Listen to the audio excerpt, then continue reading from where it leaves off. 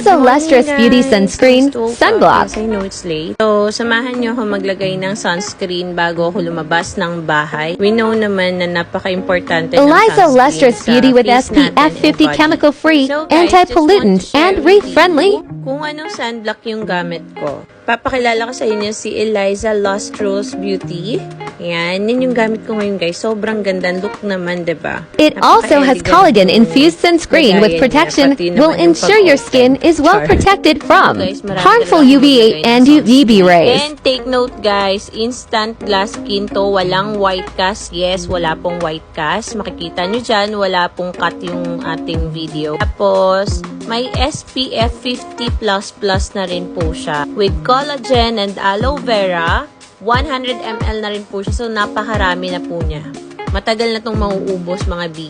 And guys, napaka-lightweight lang nito sa face. Sa dami nang nagamit ko ng sunblock, eto so far yung pinakagusto ko. As in, nagbabalat pa yung face ko dyan kasi nagbe-brilliant ako ngayon, nagre-rejuve ako ngayon. So, nagbabalat pa. Hirap talaga ako mag-sunblock pag nagbabalat. Pero look guys, wala talaga siyang white cast. So, hindi nakikita yung mga pagbabakbak ng face ko dahil nga wala siyang white cast. And napaka-lightweight lang nito sa face. So, highlights ko yung magaganda sa kanya, guys.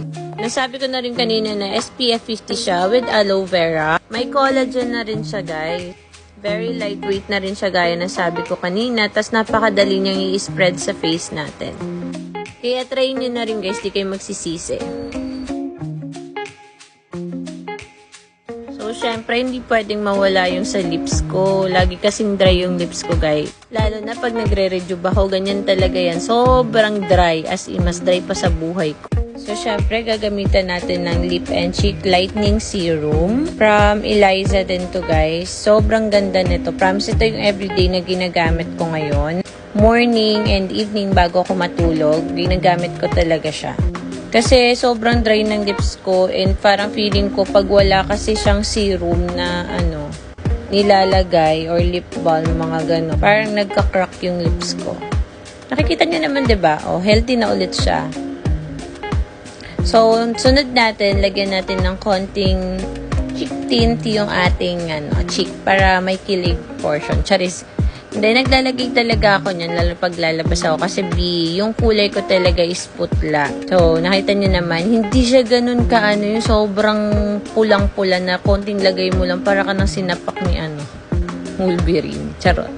Hindi, yan yung mga gusto kong cheek tint, guys. Yung hindi ganun kapula. Kasi ang hirap-hirap mag-blend pag sobrang pula yung lagay mo kahit konti lang. Ito kasi kahit damihan mo siya, okay lang kasi natural pa rin yung lalabas talaga na kulay.